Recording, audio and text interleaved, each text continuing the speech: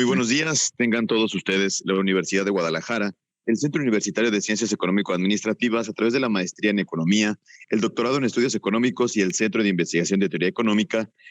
Les da la más cordial bienvenida en esta transmisión a esta sesión llamada Una evaluación ex post de la línea 3 del Tren Ligero de Guadalajara. Y bien, quiero presentar a quienes nos están acompañando. Agradezco la presencia del doctor Rubén Antonio Chavarín Rodríguez. Él es profesor investigador del Departamento de Estudios Regionales INESER de este centro universitario. Bienvenido, doctor. Sí, gracias. Y como moderador, también saludamos al doctor Jorge Villaseñor Becerra. Él es coordinador de la maestría en Economía y quien fungirá como moderador en esta sesión. Gracias, buenos días.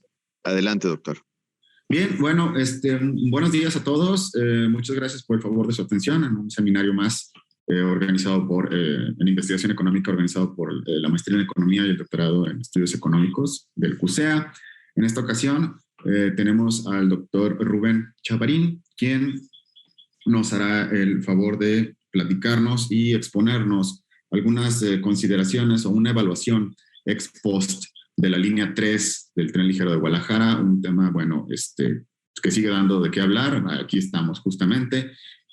¿Por qué? Porque no solamente desde el punto de vista de lo político, sino lo económico y sus impactos es relevante, ¿de acuerdo? Y más ahora que ha sido difícil, ¿no? Esto lo contestará el doctor Rubén, pero ha sido difícil poder tener realmente una visión de la utilidad pública que puede tener una línea como esta. ¿Por qué? Porque la externalidad de la pandemia pues, no nos permite tener realmente una imagen tan clara como no podríamos nosotros tenerla sobre si una inversión pública de este tamaño realmente ha llegado a donde tiene que llegar, ¿no? Y ha rendido frutos como tiene que rendir. Tema por más interesante y relevante. Brevemente, bueno, dentro de la modestia del doctor Rubén, como siempre, me pidió que fuera muy sucinto en su presentación. Él es economista de CEPA, sí, de licenciatura, maestría y doctorado. No ha hecho otra cosa más que eso y lo hace muy bien. También es un miembro distinguido de la maestría en Economía de muchos años, es profesor del núcleo académico básico, es investigador adscrito al Departamento de Estudios Regionales, el INESER, y aparte cuenta con la categoría de nivel 1 del Sistema Nacional de Investigadores, entre otras muchas cosas que, bueno, pidió no se hiciera referencia por esa vasta modestia que maneja el doctor Rubén. Para mí es un placer. Rubén, buenos días, muchas gracias. Buenos días, Jorge, muchas gracias a ti. Pero fíjate que cuando se dice que alguien modesto es modesto, pues es como lo inverso, ¿verdad? Así que bueno, pero ya no vamos a hacer caso de eso. Más todo el mundo me conoce, sabe muy bien quién eres. De forma muy positiva. Pues gracias y por supuesto a Débora, que también anduvo ahí organizando, y al doctor Toño Ruiz Porras, que me imagino que por ahí anda también. Sí, nos conectado. Escucha. Bueno, entonces comienzo. Sí, adelante, por favor. Bueno, voy a poner mi presentación. Tienes 90 minutos. Bueno, un poquito menos. Tienes 80 minutos a partir de ya para que vayas con calma. Digo, no hay bueno. Bueno, yo pienso que me voy a tardar como la mitad, así que bueno, así para poder atender las preguntas de todos los demás. Sí, y bueno, y luego ya disfrutemos de este viernes nublado, ¿verdad? Así que bueno, pues voy a comenzar. Sí, adelante. A ver, vamos a poner.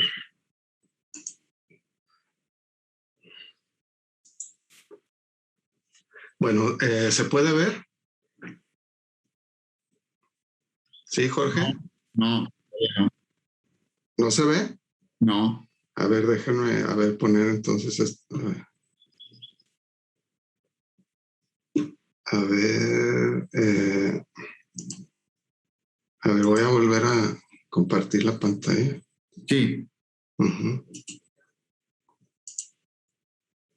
¿Ya se puede ver? Listo. Sí, bueno.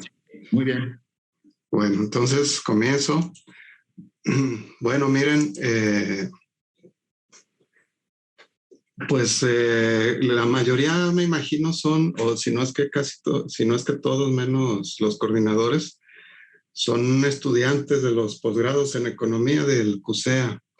Creo que pocos o nadie me conoce, pero les quiero decir que, bueno, pues este realmente no es mi campo principal de investigación. Mi campo principal de investigación pues son cosas que tienen que ver con redes de empresas que llamamos grupos económicos, bancos, y cuestiones que tienen que ver con economía de la organización y competencia económica. Casi todas mis publicaciones son sobre ese tema o esos temas. Pero fíjense que durante muchos años he sido un practicante del análisis costo-beneficio. Si bien no en el campo tanto de la investigación, sí lo he hecho más vamos a decir, en el terreno de lo aplicado. Entonces, por ejemplo, les quiero mencionar que la Biblioteca Pública del Estado de Jalisco, que está frente al CUSEA, yo hice la evaluación social de la biblioteca y la del Centro de Artes Escénicas también yo la hice. Y esas evaluaciones sirvieron para que el gobierno federal le diera recursos a la Universidad de Guadalajara y poder construir esos proyectos. Y también he participado en otros proyectos, ¿no? Pero principalmente, les digo, así muy conocidos son esos. También también les hice la evaluación del Museo de Ciencias Ambientales, que ahora ya ven, está muy en la discusión pública. Pues hace ya sus buenos años, 5 o 6 años, les hice la evaluación social y también en ese tiempo el gobierno federal les dio una buena cantidad de dinero para iniciar la obra. Para eso sirvieron las evaluaciones que hice. Entonces, pues aunque no sea un académico con publicaciones en este campo, sí me considero pues un conocedor del tema y pues ustedes saben, sobre todo los que viven aquí, han vivido en los últimos años aquí, pues fue muy delicado el asunto de la línea 3 del tren ligero. Fue una línea, bueno, voy a dar más detalles a continuación, pero tardó más de 6 años en construirse, fíjense. Y las molestias, pues fueron, pues yo diría que astronómicas para los que vivimos aquí en la ciudad. Bueno, entonces, esa es la razón por la que ahora se me ocurrió hacer una evaluación, como dice ahí, ex post, que quiere decir, pues después, ¿ve? Después de, entonces, pues el proyecto ya funciona, o sea, la línea 3 ya desde septiembre del año pasado, 12 de septiembre o 13 de septiembre inició, se va a cumplir 1 año de operación. Y fíjense que una cosa que no hacemos en México, pues es revisar si realmente los proyectos de infraestructura cumplen con lo que se había prometido en un principio, ¿no? Para eso son las evaluaciones ex post, son escasísimas en México y en América Latina. Y siempre, además, nuestra memoria como sociedad es muy corta, ¿no? Nos quejamos demasiado, y más en Guadalajara. Yo creo que somos los campeones mundiales en quejarnos, pero muy en el corto plazo, porque luego ya olvidamos las cosas y pasamos a lo que sigue, ¿no? Bueno, ahorita sí, como puesto que tengo tanto tiempo, por lo que me dijo Jorge, pues hago un paréntesis con esto de que somos campeones en quejarnos. Pues tenemos uno de los climas reconocidos como más bonitos del mundo. Y los tapatíos siempre nos quejamos del clima, fíjense, que hace mucho calor, que hace mucho frío, que, que hace viento, etcétera. Muy pocas veces en el año yo escucho a alguien decir que qué bonito está el clima. Para quienes han vivido donde sí hace frío y donde sí hace mucho calor, ¿verdad? Pues sabrán a lo que me estoy refiriendo. Bueno, fíjense que el tema es interesante porque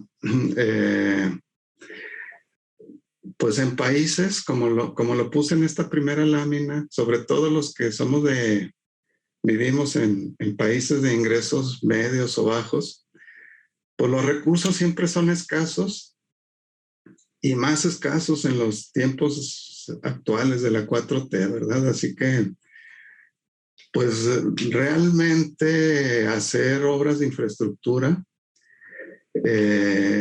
pues debería ser algo súper cuidadosamente estudiado, porque pues, ante la escasez de recursos se tendría que hacer lo mejor posible, a los mejores proyectos de inversión posibles serían los únicos que deberían hacerse. Y muchos de ustedes se preguntarán, bueno, pero ¿y eso cómo se sabe? Porque estamos acostumbrados, y más ahora, a que algunos iluminados que llegan a puestos públicos de relevancia, pues ellos decidan cuáles son las mejores obras y en su mente hagan planes faraónicos, ¿verdad? Y optimistas sobre los beneficios que van a tener sus obras que ellos proponen. ¿Con qué fundamentos? Pues con los de su imaginación, ¿verdad? Porque no realmente hay poco estudio profundo sobre esto. Pero sí existe la herramienta para hacerlo. La herramienta para hacerlo es el análisis costo-beneficio, que miren aquí en el segundo párrafo lo estoy poniendo. Pues es la herramienta esencial para valorar los flujos de beneficios y costos de cualquier proyecto o política, porque esta herramienta pues ya se puede aplicar a muchísimos ámbitos, de hecho así sucede. Y es la mejor herramienta, digamos, la de mayor respaldo científico que existe, porque hay otras formas de evaluación. Hay unas cosas que llaman evaluaciones de impacto, pues que son pura gimnasia mental, ¿verdad? Y son muy comunes, ¿no? Cuando van a hacer vamos a decir, un centro de exposiciones, luego vemos en el periódico que su evaluación del proyecto es que se van a crear 2,000 empleos y que se van a traer 5,000 turistas más al año. Y ya esa es la evaluación de impacto, y así le ponen a todo. Ahora, ¿cómo supieron que van a ser 5,000 turistas? ¿Quién sabe, no? Lo más seguro es que alguien ahí más o menos enterado del turismo se le ocurre esa cifra y la diga, y pues la cifra más optimista es la que nos publican. Y luego los empleos, bueno, pues sí, se generan empleos al hacer el proyecto, ¿verdad? Pues sí, dependiendo, ¿verdad?, del tamaño que sea, pues se generan algunos cientos de empleos, ya con proyectos grandes, pueden llegar a miles de empleos, pero pues eso es temporal, ¿no? 6 meses, 1 año, 2 años. Y después, pues a lo mejor trabajan 25, 30 personas en el proyecto.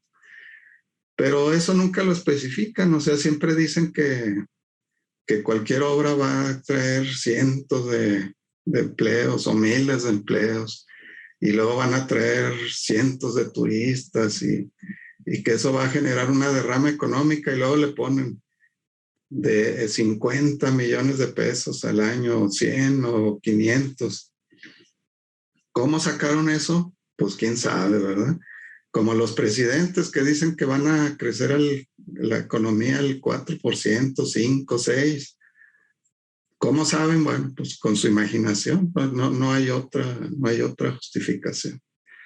Bueno, pero el análisis costo-beneficio, les digo, es la herramienta con más respaldo científico para hacer esto.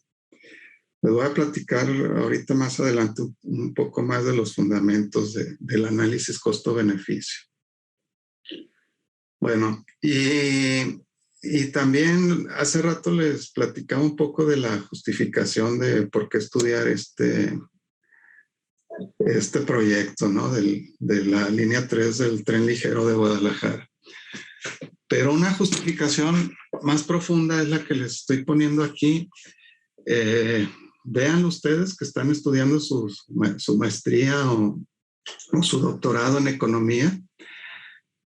Vean sus cursos, vean el contenido de sus cursos, vean la discusión pública, vean la literatura existente y pues siempre se habla más de los ingresos que de los gastos, ¿no? En primer lugar.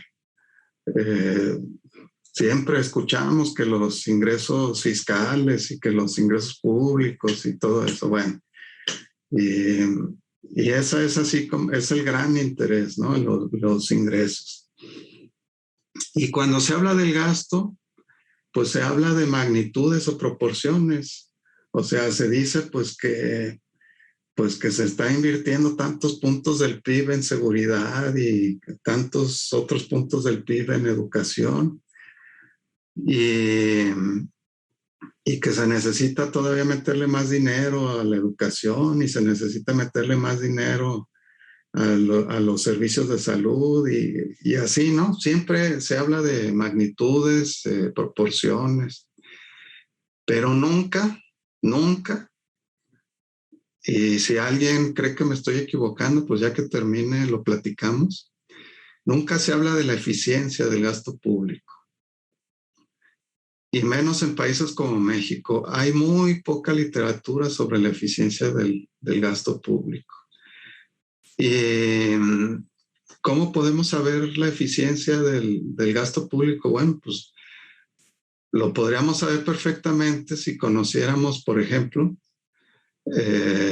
las tasas verdaderas de rendimiento de los grandes proyectos de inversión pública y de las grandes políticas, así de simple. O sea, pudiéramos saberlo, pero como no hay estudios ex post de nada y la evaluación de políticas también está como que todavía pues apenas en pañales y a veces se va por otro lado, no tanto de la eficiencia, pues hay un velo de ignorancia muy grande ahí. Miren, les puse esta cita de estos autores, Isham y Kaufman, que dicen que diferencias de 3 a 7% en las tasas de rendimiento de los proyectos de inversión a lo largo de toda la economía pueden hacer una diferencia significativa en la tasa de crecimiento de un país. O sea que fíjense, si todo lo que se invierte de gasto público en proyectos y políticas tuviera 5% más de rendimiento de lo que lo tiene, les aseguro que el PIB del país estaría 2 o 3 puntos por encima fácilmente. Bueno, pero sin embargo, en los grandes proyectos de inversión, muchas veces, aquí se los pongo, los costos son subestimados. Y a lo largo del desarrollo de los proyectos y la operación de los proyectos, se experimentan retrasos y sobrecostos. Bueno, ¿por qué analizar la línea 3? Bueno, hubo 4 documentos de análisis costo-beneficio de la línea 3. Miren, para quien no lo sepa, cualquier proyecto de inversión en México que necesite un peso de financiamiento federal, necesita meter en la Secretaría de Hacienda, en la cartera de inversión necesita meter un análisis costo-beneficio. Entonces, la línea 3 pues tuvo fondos federales esencialmente y entonces desde el principio tuvieron que presentar un documento oficial de análisis costo-beneficio. Hasta aquí, pues alguien pensará, pues qué bueno, porque pues si nos acaban de decir que el análisis costo-beneficio es la mejor herramienta que existe para evaluar proyectos, pues si es que existe esa cartera de la Secretaría de Hacienda, pues qué bueno, quiere decir que lo estamos haciendo bien en México. Bueno, no es cierto, ¿eh? No es cierto, no me voy a meter mucho en eso porque pues prometí que no me iba a tardar tanto, pero mi experiencia a lo largo de los años que he conocido de este tema me dice que los documentos que se meten en general son documentos hechos ad hoc, o sea, mal hechos y maquillados para mostrar que los proyectos son rentables.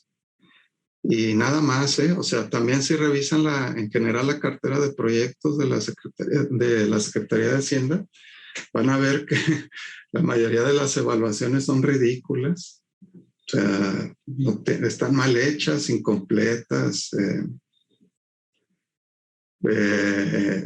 incluso mal presentadas, mal escritas, todo, pues, ¿no? Entonces, pues nada más ha servido en México en general para la simulación este recurso. Bueno, pero hay reglas y pues esas reglas como están legisladas y han aparecido en el Diario Oficial de la Federación, pues sí se tienen que solventar. Y bueno, pues esa es la razón de que se hayan presentado 4 documentos, porque cuando hay retrasos en las obras y cuando los costos de inversión se incrementan en más de 10% de los originalmente planteados, pues por ley se tiene que volver a presentar una actualización. Y de esa manera se presentaron 4 documentos sobre la línea 3. El primero en 2013 y señalaba que la construcción iniciaría en ese año y que el proyecto comenzaría a operar en 2017. Bueno, en realidad la construcción comenzó en agosto de 2014 y el proyecto comenzó a operar en septiembre de 2020, o sea que duró más de 6 años, ¿verdad? Bueno, aquí me falta una E. Bueno, dice, las molestias generadas durante la construcción fueron inmensas, ¿eh? Más adelante voy a tocar este tema más profundamente. Los que vivimos aquí sabemos que así fue y lo sufrimos durante años. Bueno, los costos nominales del proyecto se duplicaron, pasando de 17,600 millones de pesos a 35,000 millones de pesos. Reconocidos, eso es lo reconocido por el gobierno federal, ¿eh? Pero pues hubo más costos. Bueno, el objetivo del trabajo es mostrar y analizar a través de varios escenarios, pues que ocurrieron pérdidas de beneficios sociales muy grandes, incluso antes de que se pusiera en marcha la operación del proyecto. Y bueno, pues analizar las variables que propiciaron el deterioro de los beneficios permite profundizar en las causas que ocasionan el fracaso de grandes proyectos de infraestructura en países como México y en general, ¿no? Bueno, ¿cuál es la contribución del trabajo? El trabajo contribuye a estudiar la eficiencia de la inversión pública en los países en desarrollo, como les comenté hace un momento, donde falta mucha evidencia. Bueno, pues le puse falta mucha evidencia, pero realmente pudiéramos decir casi que no hay evidencia, ¿no? En particular, pues los análisis ex post son mínimos, si no es que nulos, en los grandes proyectos de infraestructura de todo tipo, bueno, pero en este caso de transporte. Y por lo mismo, pues hay muy poco aprendizaje de la de la práctica y aplicación de los análisis costo-beneficio. Que yo sepa, este es el primer análisis ex post de un proyecto de transporte masivo en México y en otros países de América Latina. Bueno, pues estudiar y profundizar en este tema, pues nos aportará elementos, ¿verdad? Para entender y mejorar los procesos de inversión pública. Bueno, les voy a hablar así rápido de fundamentos teóricos del análisis costo-beneficio. Miren, la base conceptual es la eficiencia en sentido de Pareto. ¿Por qué? Pues porque los proyectos o políticas lo que hacen es reasignar recursos. Entonces, pues ustedes saben, ¿no? La definición de eficiencia en sentido de Pareto, ¿verdad? Que se da mientras alguien mejore y alguien más no empeore. Y cuando se reasignan recursos, pues hay que ver qué sucede, ¿verdad? Porque seguramente habrá quien o muchos que mejoren, pero puede haber quien empeore también. Bueno, pero sería muy difícil compensar a cada individuo que fuera afectado, ¿verdad? Porque, por ejemplo, ¿no? Las ciclovías, pues son, si preguntamos a expertos internacionales, pues nos van a decir que las ciclovías son aportadoras de grandes beneficios a la sociedad y por lo tanto, pues son proyectos buenos, ¿no? Pero en México lo vemos, aquí en Guadalajara, pues hay mucha gente que se dice afectada por las ciclovías y bueno, y es que hay algunas que de plano, ¿verdad? Sí, como que no están en el mejor lugar. De por sí las vialidades no son las mejores y luego de repente ya te dejaron un carril nada más porque pusieron la ciclovía y bueno, los que transitamos por esa vía en horas pico, comúnmente, bueno, pues ahí nos damos cuenta. Y entonces, en teoría, con esto de la eficiencia en sentido de Pareto, pues tendría que haber algún tipo de compensación para aquellos que son afectados por un proyecto. Pero bueno, pues eso no es posible, ¿verdad? Que nos pregunten a cada quien si necesitamos ser compensados.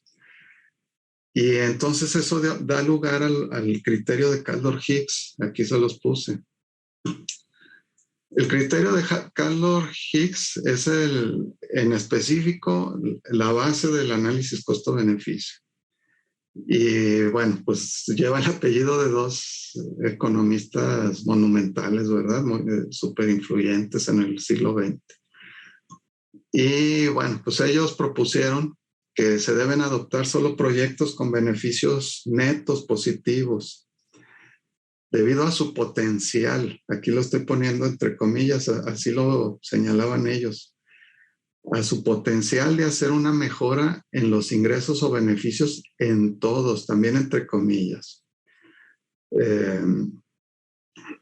Pues porque no se puede ir persona por persona preguntando, pero el criterio nos dice que si un proyecto tiene beneficios netos positivos, por lo menos tendría el potencial de resarcir a los que fueran afectados. Bueno, y es una regla modificada de eficiencia en sentido de Pareto, se le llama regla de eficiencia Pareto potencial. Y esa es la base también de muchas políticas, no solo del análisis costo-beneficio, sino es la base que sustenta muchas grandes políticas, porque con base en este criterio se puede o se podría redistribuir el ingreso hacia grandes grupos mediante proyectos o políticas generales. Bueno, esto se ve más específicamente en la gráfica del criterio Kaldor-Hicks. Miren, aquí les puse el área verde, es el área convencional de mejoras en sentido de Pareto. Y si nada más estuviéramos hablando de eso, pues solamente podrían generarse asignaciones aquí adentro en esta área verde. Pero lo que hace el criterio Kaldor-Higgs es ampliar la frontera de Pareto hacia todo esto que está aquí con línea punteada en azul. Se vuelve una frontera Pareto potencial. Y las mejoras de Kaldor-Higgs, pues ya no solamente son el área verde, sino serían el área verde más las áreas rojas que están aquí. Y eso significaría pues que hay asignaciones que no en el sentido estricto no cumplen la eficiencia en sentido de Pareto, pero sí cumplen con la eficiencia potencial, ¿no? que dice el criterio. Bueno, entonces de eso se trata. El análisis costo-beneficio en eso se basa. Y miren, la literatura, pues no les voy a hablar mucho. Yo mismo, como les decía al principio, no soy un experto investigador en este campo. Cuando dije, sería buena onda hacer este artículo y meterme aquí y publicarlo, pues lo hice de manera muy insensata, lo reconozco, porque pues después me di cuenta que todo el asunto del transporte y del análisis costo-beneficio aplicado al transporte, pues tiene, al igual que todos los campos científicos, pues es un océano de literatura. Y pues yo no quería dedicarle tanto tiempo y bueno, pues al final sí le he tenido que meter más horas a las lecturas y todavía no acabo, o sea, hay muchísima lectura. Pero aquí les pongo, miren, hay toda una literatura sobre subestimación de costos en los análisis costo-beneficio, aquí les puse referencias. Hay todo un campo de literatura sobre los incrementos de costos en los proyectos de transporte. Este es un estudio muy famoso de un organismo internacional. Luego hay un campo completo de literatura sobre las fallas en gestión de los grandes proyectos de infraestructura. Y luego sobre el análisis costo-beneficio en sistemas de transporte. E incluso hay un campo de literatura sobre beneficios y costos en sistemas de tren ligero. Así que ya se imaginarán en la que me metí para ponerle la adecuada discusión, ¿verdad?, de literatura. Pero bueno, pues eso es un proceso. Ya tengo un par de versiones que he mejorado y estoy por sacar una versión todavía pues más completa, vamos a decir. Bueno, ahora sí ya vamos ya en específico a hablar del proyecto. Primero, ¿cuál era la situación sin proyecto? Esto es parte de la jerga del análisis costo-beneficio o evaluación social de proyectos. Por cierto, fíjense, tenemos un curso en la maestría de economía que es optativo y se llama evaluación social de proyectos, que es el análisis costo-beneficio. Bueno, si a alguien le interesa tomar un curso de estos, por ejemplo, que está en primero de la maestría, pues en tercero se puede tomar este curso, evaluación social de proyectos, se puede tomar optativo en la maestría en economía. Bueno, pues ya lo saben, si a alguien le interesa. Bueno, pues en la situación sin proyecto, la movilidad de los habitantes en el área metropolitana de Guadalajara se basa, bueno, y se sigue basando en vehículos particulares. Fíjense, un dato a 2018 es que aquí en el área metropolitana había 2.4 millones de vehículos. Pues ahora deben ser, no sé, 2.8 millones, algo así. Y más de 5,000 camiones cuyo servicio es muy deficiente. Bueno, pues en esto no necesito dar ningún detalle, todos lo sabemos de toda la vida, ¿no? Bueno, había 93 rutas de camiones con alta incidencia a lo largo del trazo de la línea 3. Y fíjense, estos datos que les estoy diciendo y que les voy a comentar, sobre todo estos siguientes, son datos de los propios estudios costo-beneficio de la línea 3, que pues, a su vez hicieron otros subestudios, ¿no? Que sirvieron de insumo. Bueno, pues el insumo principal es un estudio para medir los costos de viaje en la ruta. Entonces, bueno, pues ellos encontraron que en 2018 la velocidad promedio del transporte público era alrededor de 10 millas por hora, o sea, como 16 kilómetros por hora. Y los costos generalizados de viaje, que aquí les puse abajo, son una combinación de costos de tiempo y de uso de vehículos, de uso, o sea, principalmente combustible. Esos costos los valuaron en 760 millones de dólares anuales, o sea, 15,400 millones de pesos mexicanos. Miren, aquí les hago la aclaración que mucho de lo que, bueno, las cifras que les voy a dar casi todas están en dólares y en el sistema anglosajón de medición, porque, bueno, pues mi idea es publicar el artículo en inglés, así que pues todos esos cálculos mejor los hice en dólares y así, ¿no? Y mis gráficas y eso, bueno. Entonces, bueno, características del proyecto. Fue ejecutado por la Secretaría de Comunicaciones y Transporte. La línea 3 consta de 20.74 kilómetros de longitud. 9.56 son en viaducto elevado. Bueno, pero estas son millas, ¿no? O sea, de las 12.88 millas, 9.56 son en viaducto elevado, 1.92 en subterráneo y 1.39 millas a nivel de superficie. Y hay 18 estaciones, 3 elevadas y 5 subterráneas. De acuerdo con la administración del proyecto, transportará 227,000 pasajeros al día. Aquí les hago un paréntesis. Claro que eso no se está cumpliendo. Hace como 2 o 3 meses vi que el informador hizo, mediante solicitud de transparencia, preguntó cuántos pasajeros se estaban transportando en realidad. Y resulta que les contestaron que 50 y tantos mil. O sea, la cuarta parte del uso proyectado se estaba dando. Como dijo el doctor Jorge, pues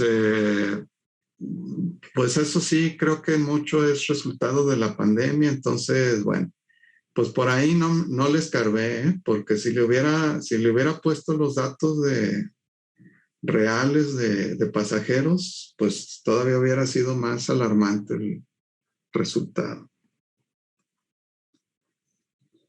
Bueno, los principales costos del proyecto que se incluyeron en los análisis costo-beneficio fueron los estudios, los costos por liberación de vías, construcción del track que le llaman, pues la vía, la plataforma de control, las subestaciones de alto voltaje y de tracción, los túneles, las estaciones, luego los trenes y los costos por molestias durante la construcción, y además costos de operación y mantenimiento.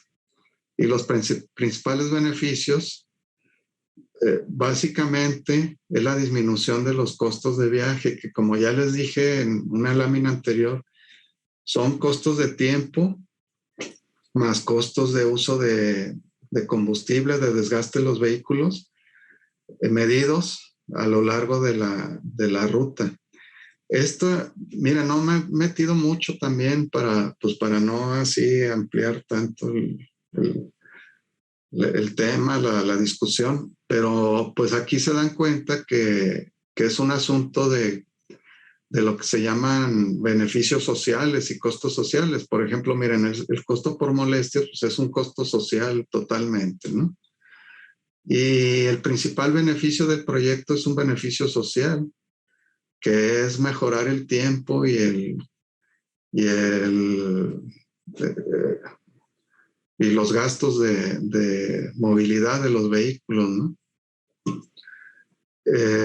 Y luego liberación de recursos, pues, porque pues si se libera tiempo y luego si hay gente que en lugar de usar el coche va a usar el tren y ese tipo de cosas, pues se liberan recursos económicos.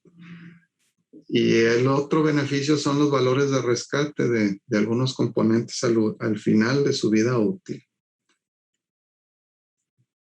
Bueno, como les decía, se hicieron a lo largo de los 6 años de construcción de la línea 3, se presentaron 4 análisis costo-beneficio oficiales, uno en el 2013, uno en el 2017, perdón, otro 2018 y otro en 2019. Todos fueron elaborados por Cenermex, que es una subsidiaria mexicana de la empresa española Cener, también especializada en infraestructura y energía.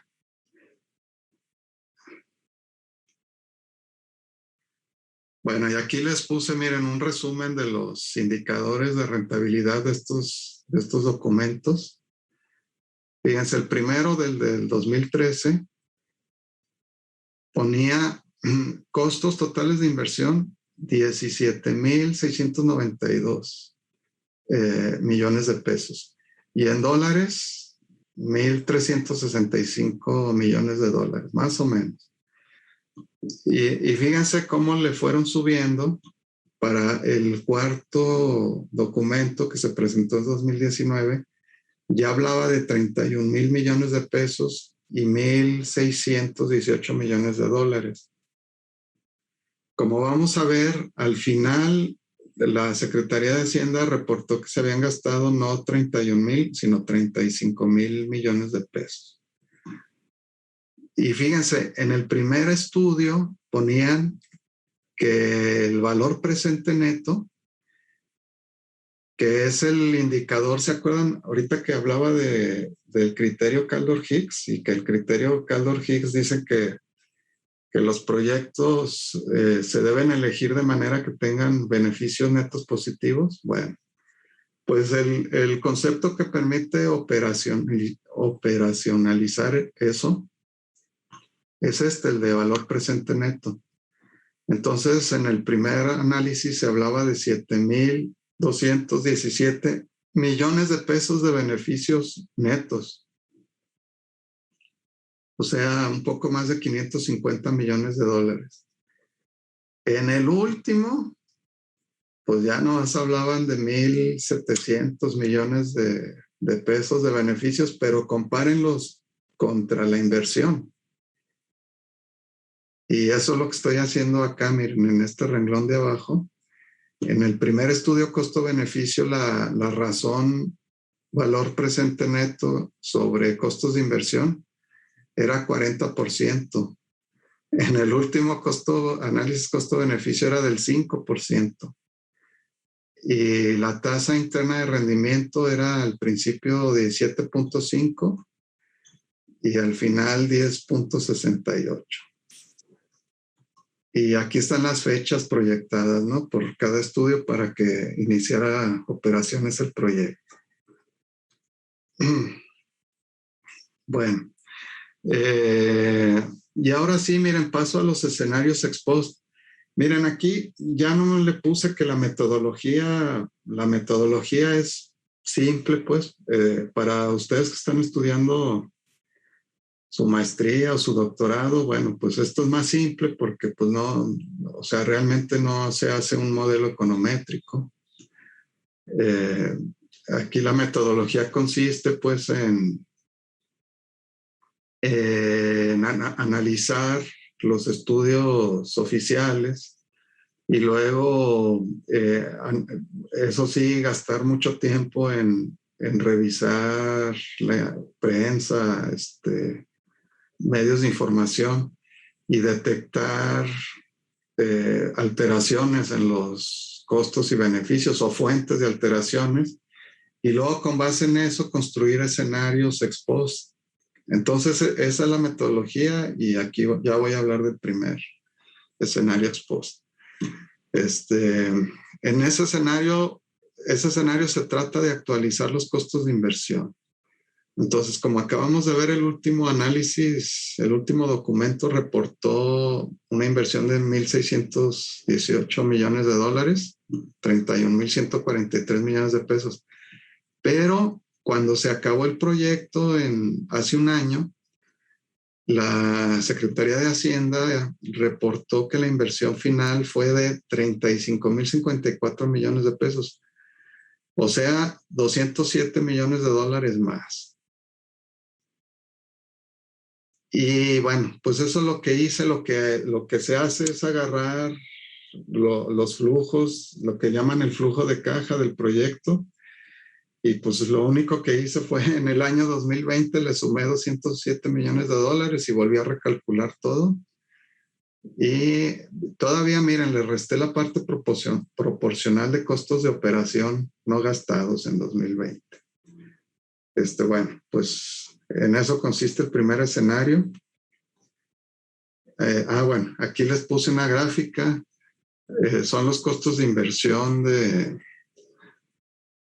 del primer análisis costo-beneficio, el original, que son estas líneas, estas columnas con líneas inclinadas en color negro, con líneas en diagonales en color negro. Fue los costos del primer estudio costo-beneficio.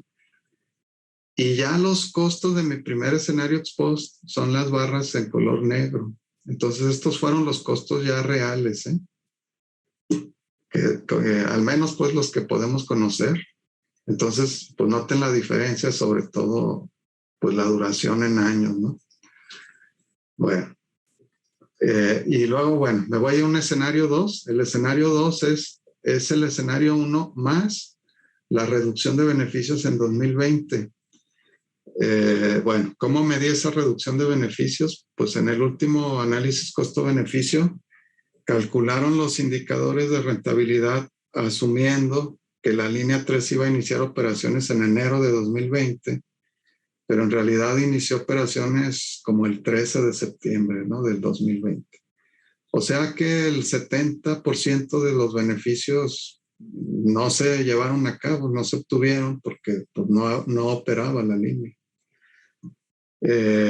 Bueno, ese fue un segundo escenario. Un tercer escenario fue el escenario 2 más costos de reparación de vías alternas y costos de adaptaciones peatonales. Entonces también ahí pues investigando me encontré que durante 2019, a fines de 2019, se gastaron 377 millones de pesos en reparar algunas de las vías alternas que se habían usado.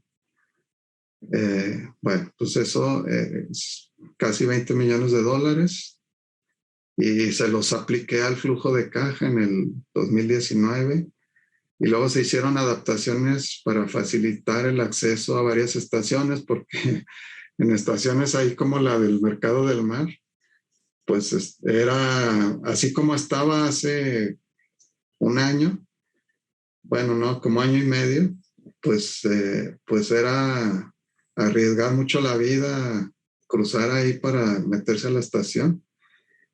E hicieron adaptaciones viales para facilitar el acceso a algunas estaciones. Eso costó 200 millones de pesos extra y eso se lo apliqué al flujo de caja en el 2020. Luego un cuarto escenario fue el escenario 3 más le quité los costos y beneficios de otro proyecto. Bueno, el otro proyecto, fíjense, es muy raro porque en el análisis costo-beneficio de 2019 le metieron esto ahí. Obviamente se lo pusieron pues porque ya salía no rentable el proyecto. Entonces, para que saliera rentable, le pusieron los costos y beneficios de un paso a desnivel. Aquí le puse que no era necesario para el proyecto, porque es el paso a desnivel que está ahí, si vamos del CUSEA, es el que está para llegar a Zapopan. se llama creo que Juan Pablo II, ya la avenida esa, antes se llamaba Laureles. Y ese paso a desnivel lo hicieron con presupuesto de la línea 3. Pero si se dan cuenta, ahí la línea 3 va por arriba. Entonces, este realmente fue un proyecto más de vialidad que de la línea 3, pues, ¿no? Y en evaluación social de proyectos hay un principio que se llama de separabilidad de proyectos, ¿no? Entonces, siempre que haya dos o más proyectos independientes, se tienen que evaluar independientemente, por separado. Y fue lo que hice, le quité los beneficios y costos de ese paso a desnivel. Bueno, y por último, hice un quinto escenario, que fue el escenario 4 más costos por molestias adicionales. Entonces, fíjense, una cosa que da mucha risa o que podría causar enojo cuando está uno leyendo los documentos, es que siempre se dijo, porque nada más copiaban y pegaban esa parte, en todas las versiones del documento se ponían que los costos por molestias, que es un costo social, dice, son debidas a una mínima afectación. Aquí le subrayé. Dice, debido a que se siguen procedimientos de trabajo nocturno o en horas de baja demanda. Así que como eran mínimos según ellos, pues los midieron al mínimo, ¿no? Y ellos los valoraron como el 1.5% de los costos de viaje solamente durante 4 horas al día, de lunes a viernes. Bueno, pues quienes se acuerden del martirio que era cruzar las zonas de la línea 3, pues ya me dirán si fueron mínimos los costos por molestias.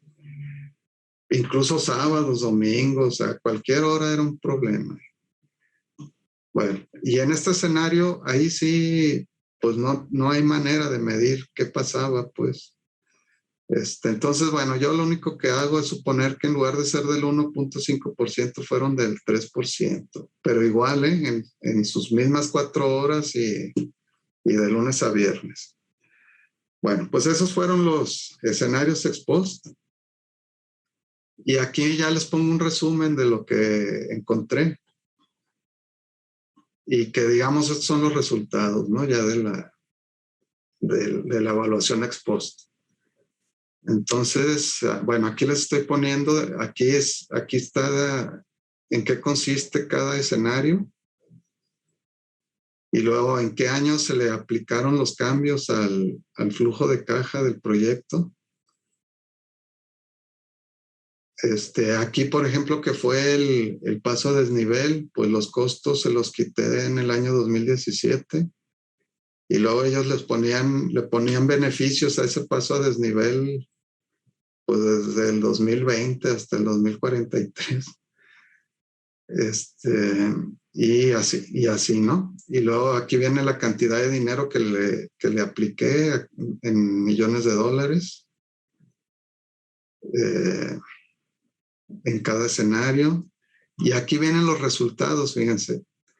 En el escenario 1, pues ya el valor presente neto ya solo eran 13 millones de dólares, ¿eh? Recordemos que la inversión al final fue de más de 1.800 millones de dólares. Entonces, si tú inviertes 1.800 millones de dólares para un beneficio de 13 millones de dólares, pues está muy en veremos, ¿no? Pero a partir del escenario 2 ya son negativos, los beneficios. Aquí se ve, y ya en el último escenario son casi 200 millones de dólares negativos. La tasa interna de rendimiento empezó en el 10, terminó en 8.62. Miren, una cosa que no les dije es que la tasa oficial de descuento en México es del 10%. Entonces, cualquier tasa interna de rendimiento abajo del 10% significa pérdidas, ¿eh? Así que bueno, pues ya todos estos son otra forma de ver las pérdidas. Y la relación beneficios netos sobre costos de inversión, fíjense, en el escenario 1 ya era menos del 1%, en el escenario 5 ya es menos 10.8%. Bueno, pues ya miren, ya casi voy a terminar. Por último, bueno, pues ahí agregué una pequeña discusión.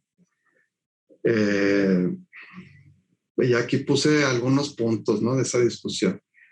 Le puse, a ver, la información y resultados de los análisis costo-beneficio pueden tener muy pequeño o nulo impacto en la adecuada ejecución de los proyectos. Bueno, pues aquí tendríamos que preguntarnos por qué, porque de otra manera, pues nada más son estudios cosméticos, ¿verdad?, que no tienen la menor importancia. Bueno, la línea 3 fue construida, fíjense, durante un periodo de estabilidad macroeconómica. Todavía no había la situación de naufragio que estamos viviendo ahora, que ya no hay dinero público. Y nunca se reportó falta de fondos o falta de insumos especializados. O sea que pues no había pretexto realmente, ¿no? Y dice, en el último análisis costo-beneficio se explican algunas razones de los sobrecostos. Es interesante verlo, porque pues es el estudio oficial. Y entonces ellos reconocen que pues se tuvieron que hacer modificaciones al proyecto original, se cambiaron las especificaciones de los trenes, se relocalizaron estaciones. No se había considerado la protección a edificios históricos. Eso dio lugar a muchos elementos no considerados en los catálogos originales de costos. Tampoco habían considerado la remoción de instalaciones y monumentos, eso no se planeó. Tuvieron muchos retrasos en la escrituración y liberación de terrenos y muchos retrasos en liberación de áreas de construcción. Bueno, pues esas son razones técnicas, entre comillas, de los sobrecostos. Pero bueno, yo estoy poniendo que eso denota causas más profundas y que eso se puede analizar mediante un enfoque institucional. Entonces, mediante este enfoque, pues las instituciones explican inercias o trampas, ¿no?, que afectan la eficiencia de las acciones sociales y eso, bueno, pues también afecta los grandes proyectos de infraestructura, ¿no?, y de transporte. Bueno, pues esas razones de sobrecostos y retrasos las podemos identificar como deficiencias en instituciones formales, ¿no?, en el campo de derechos de propiedad, del esquema legal, de las funciones del gobierno y de la distribución de poder entre niveles de gobierno. Así que, pues hay rezagos institucionales y pues eso se tiene que mejorar, porque si no, pues va a seguir pasando lo mismo. Y aquí le pongo, ¿no? Entonces hay la necesidad de mejorar las instituciones de gobernanza y el marco legal. Y esto muy especialmente, porque si ustedes revisan la prensa y se acuerdan de toda la discusión pública de ese tiempo, pues nomás eran quejas, como les dije en algún momento, ¿no? Eran quejas, nunca se hizo nada, nunca se dijo quién era culpable o quiénes eran los culpables de todos esos retrasos. Mucho menos hubo sanciones, ¿no? Entonces, bueno, pues, y luego, pues, eso sucedió casi todo durante la administración priista en el gobierno del estado y en el gobierno federal. Pero al final, todavía más de un año, pues ya había cambiado de partido la administración en Jalisco y después cambió en el país y pues tampoco se aceleró la puesta en marcha ni hubo sanciones, ni se tomaron medidas, ¿no? De nada. Bueno, pues entonces ya llego a las conclusiones. Bueno, pues entre el primer análisis costo-beneficio presentado en el año 2013 y el análisis ex post con los escenarios que propuse, hay una diferencia de por lo menos $755 millones en beneficios sociales netos que desaparecieron. O sea, se esfumaron, pues. Pues estos recursos sociales fueron dilapidados, generando además grandes molestias para los habitantes de esta área metropolitana de Guadalajara. Y al final, pues, ¿qué podemos decir? Pues que la línea 3 sí va a ser útil para muchos usuarios, pero pues la sociedad nunca va a recuperar esos recursos perdidos. Así de triste es la conclusión. Bueno, pues entonces aquí termino y muchas gracias por su atención y agradezco sus comentarios y preguntas. Bueno, pues Rubén, muchas gracias. Interesantísimo. Ya dejo de compartir, Jorge. Está bien, no importa, bueno. como gustes, pero si quieres, pues para poder tener diálogo, si quieres dejarla de compartir, ¿no? Bueno. Pues muy interesante, ¿no? Como tú dices, normalmente casi siempre las evaluaciones las vemos antes, ex ante, y las ex post así, ¿no? Así de serias y concienzudas, no son tan fáciles de observar, ¿no? Más bien hay muchas veces, pues, crítica política, etcétera, etcétera, ¿no? Pero un análisis real de inversión y de retorno, pues no es algo común o no se observa comúnmente, por lo tanto es muy valioso. Y bueno, aquí hay algunas preguntas, ¿no? Por ejemplo, Alejandro Alarcón, nuestro colega, nos pregunta, ¿qué tanto cree que mejore el retorno a la inversión con los pasajes? Ya que actualmente el pasaje tiene un precio de $9.50, pero las máquinas expendedoras no regresan cambio si se paga con un monto mayor. Entonces, esa es una pregunta. Y luego, ¿quieres ir contestando las preguntas por pregunta mejor, no? Bueno, si les parece, está bien.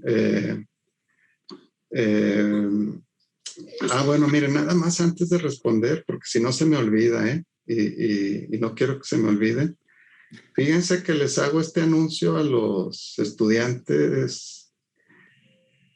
Bueno, ya es un anuncio como que no tiene sentido porque, pues, por ejemplo, en el doctorado ya entran con una idea de tesis.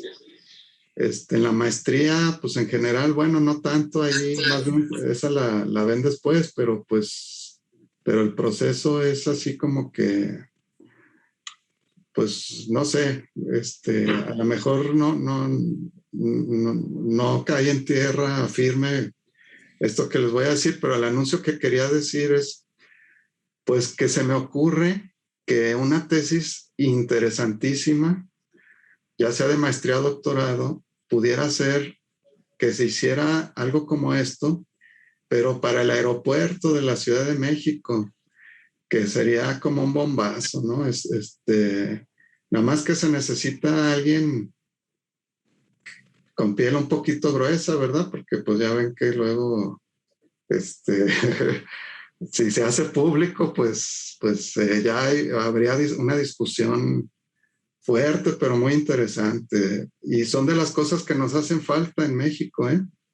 Yo la quiero hacer, pero no he tenido tiempo, pues, porque ando pues con trabajos ahorita. Fíjense, esto lo quería hacer terminarlo desde hace como un año, no he podido. Tengo otras investigaciones en curso. Creo que sobre todo una tesis doctoral estaría buenísima porque se podrían estudiar en los primeros capítulos pues todo el asunto de la eficiencia en el gasto público, discutir toda esa literatura, todo lo que se ha hecho en el mundo sobre análisis costo-beneficio de grandes proyectos de infraestructura y luego hacer algo como esto, ¿no? Pero mucho más, pues como es una tesis doctoral con mucha más potencia. Creo que sería algo muy padre, ¿eh? Pues alguien ahí sí. Y en una maestría, en una tesis de maestría, pues no es necesario profundizar tanto y ni hacer un documento tan grande, pero también sería muy interesante. Así que, bueno, pues les quería hacer ese anuncio a los alumnos y a lo mejor conocen a alguien que después quiera, no sé, o ustedes mismos, si brincan de la maestría al doctorado, pues a lo mejor les llama la atención agarrar un proyecto de este tipo. Bueno, pues si es así, luego, pues no hay pierde, es muy fácil encontrarme ahí en el PUSEA. Bueno, ahora sí. Te replanteo la pregunta. Mira, Alex Alarcón nos dice, ¿qué tanto cree que mejora el retorno a la inversión ya con los pasajes, ¿no? Tomando en cuenta el ingreso por pasaje. Y bueno, digamos, el uptake, ¿no? De los 50 centavos que no te devuelve la máquina. O sea, pasa 9.50 es el pasaje, pero en realidad pues estás pagando 10. Y si pagas 10, ya no hay 50 centavos. Entonces, todo eso se puede factorizar dentro de la posible retorno a la inversión. Es decir, puede que por ahí haya algún efecto compensador. Me imagino que por ahí va la pregunta. Aparte, obviamente, pues de hacer patente algo muy evidente que es pues que no da cambio la máquina, ¿no? Entonces, no sé ahí hasta dónde sea plan con maña. Sí, bueno, miren, lo que pasa es que hay dos tipos de evaluaciones que se hacen a los proyectos, ¿no? Está la evaluación social, que es sobre lo que hemos platicado hoy, y está lo que se llama evaluación financiera. Entonces, los ingresos por pasaje, pues son parte de la inversión, de la evaluación financiera, ¿no? Esa evaluación, bueno, pues tendría que hacerse, ¿no? Habría que ver si realmente con estos 10 pesos o 9.50 que en sentido estricto deberían cobrarse, habría que ver si con eso se están recuperando los costos de operación y mantenimiento. Ahorita no creo que se estén ni recuperando, porque les decía, de las 227,000 pasajeros que esperaban que llevara el tren, se está subiendo una cuarta parte de la gente nada más. Entonces mi impresión es que ni siquiera se están recuperando los costos de operación y mantenimiento. Mucho menos, pues habría una recuperación de la inversión, ¿verdad? Entonces esa sería mi respuesta. Y ahora que se quedan con esa lanita extra, bueno, pues no está bien. Bueno. Y sí, bueno, creo que no, la externalidad de la pandemia no permite ahorita hacer una evaluación financiera correcta.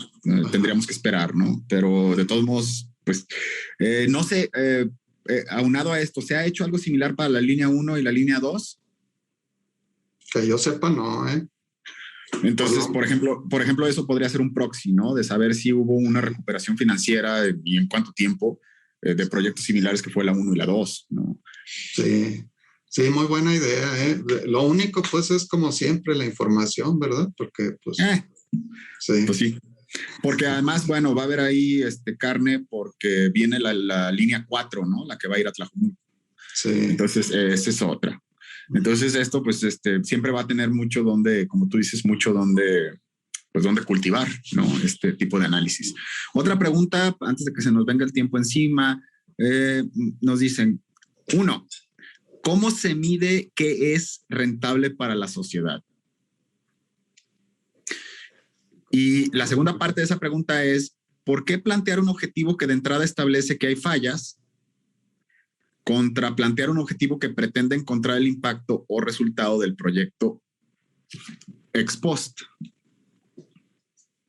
Sí, bueno, pues miren, sobre esto último sí tienen razón, lo debí haber redactado mejor.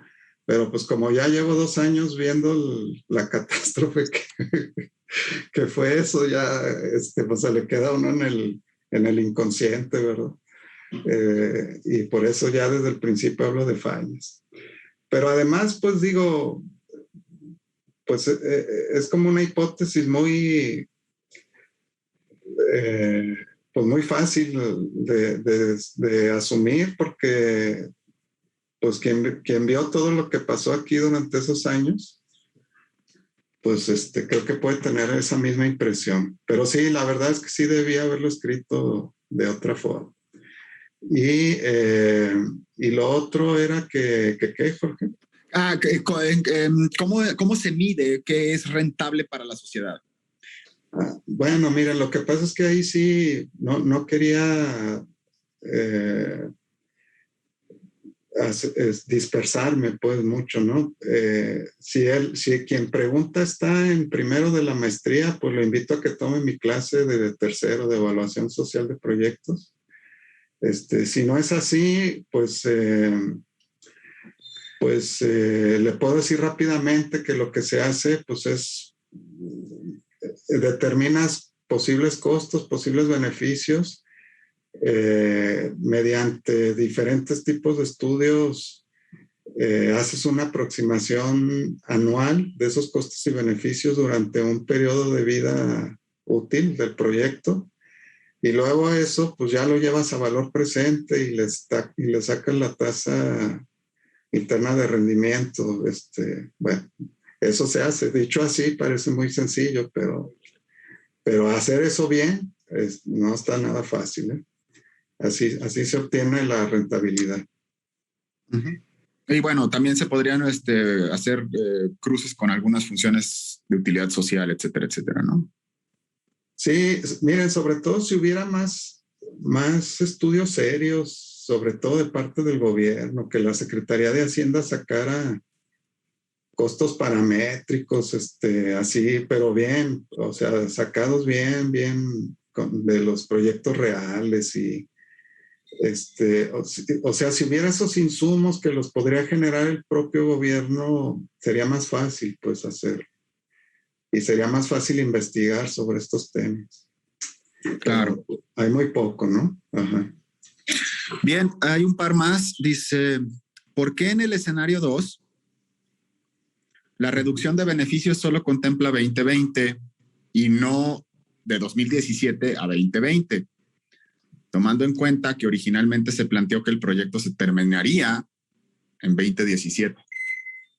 Sí, es muy buena pregunta, ¿eh? Pues ya no lo quise hacer más dramático. La verdad agarré la evaluación, agarré la evaluación 2019 y sobre eso le apliqué. No, si lo hubiera hecho sobre la del 2017, pues estaríamos hablando de una pérdida de más de $1,000 millones. Me imagino.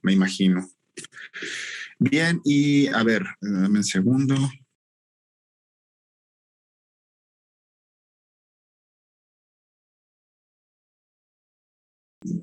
Lo di menos técnico durante algunos años en la maestría en políticas públicas. Y a los alumnos les gustaba mucho, fíjense. Decían que era de las materias que les daba herramientas más prácticas para ir al mercado de trabajo, pero luego hicieron una reforma del plan de estudios por ahí del 2013, 14, no me acuerdo, y eliminaron la materia, fíjense. Entonces, en aquellos años los alumnos a quienes les tocó eso me decían pues que estaban muy tristes pues porque pues, y eso nos lleva a un mensaje, ¿verdad? Que también lo digo como reflexión para nosotros los académicos y los coordinadores de los programas, que cuando hacemos reformas de los planes de estudio, creo que a los únicos que no les preguntamos es a los alumnos, y creo que ellos tendrían una voz mucho más autorizada que muchas personas para darnos opiniones, comentarios y sugerencias, ¿no? En los cambios de planes de estudios. y bueno, pues esta materia no existía, es la primera vez que se da en la maestría en economía, así que bueno, pues está muy bien.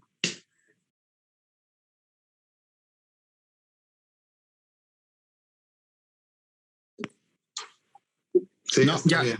perdón, ya Ya. volví, discúlpenme, ya saben, esto de la internet y todo, de repente puede ser caótico.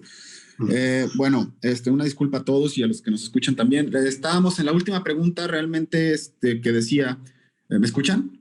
Sí, sí. Bueno, dice, ¿qué explica las grandes diferencias entre el valor presente neto de los estudios oficiales ACB y de los escenarios 1 a 5 que aquí se presentaron? ¿Qué explica? Bueno, pues es que realmente hubo más costos de los que decían los análisis, los documentos oficiales, incluyendo el último. El último es del 2019, pues no es viejo, ¿no? Si se ponen a pensarlo, tiene 2 años ese estudio y se hizo casi al final del periodo de implementación de la obra, entonces, del proyecto. Sin embargo, se quedaron todavía cortos en los costos. Eso por un lado. Y luego, pues los beneficios, pues también estaban sobreestimados. Fíjense, una cosa que no mencioné es que los escenarios los hice sin apenas cuestionar el estudio, ¿eh? O sea, ni siquiera les puedo decir, no, pues es un estudio que está mal, están inventados tales costos. No, nada. Lo único que hice fue ponerle más costos que salieron en la prensa, que reconoció la propia Secretaría de Hacienda, y le quité los beneficios que había que quitarle porque el proyecto no empezó cuando habían dicho. Lo más fuerte que hice fue quitarle lo del paso a desnivel, que pues eso sí está mal. O sea, no tienen por qué ponerle los beneficios del paso a desnivel a la línea 3 del tren, pues. Fue todo, ¿eh? O sea, pero eso explica, solamente eso explica grandes diferencias. Bueno, pues muchísimas gracias, Rubén, ya estamos sobre el tiempo prácticamente, además creo que ya no hay más preguntas. Muy interesante, yo creo que esto da para más discusiones y segundas versiones, ¿no? A lo mejor pudiéramos tener una sesión de seguimiento después para ver, bueno, cómo ha evolucionado o algún otro proyecto que tú tengas al respecto, porque el interés fue bastante por parte de todos los que nos escucharon. Entonces, pues encantados de tenerte. Cuando gustes, ya sabes, esta es tu casa, este seminario es para ustedes y para el beneficio de todos los estudiantes y todo el público en general. Entonces están siempre bienvenidos.